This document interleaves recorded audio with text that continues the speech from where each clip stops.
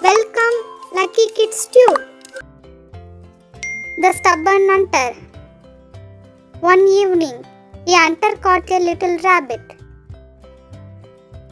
He said to his friend, "I am going to have this rabbit for dinner."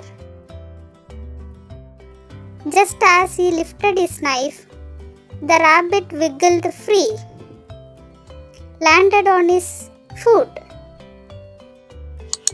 The hunter cried out because his foot got hurt and started to bleed. The rabbit whooped away to safety. His friends helped him by cleaning his hurt foot and putting a bandage on it. His friend smiled and said, "That was fairness from the sky."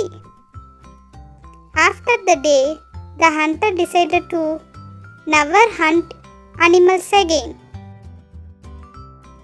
Moral: bad deeds soon receive their punishment.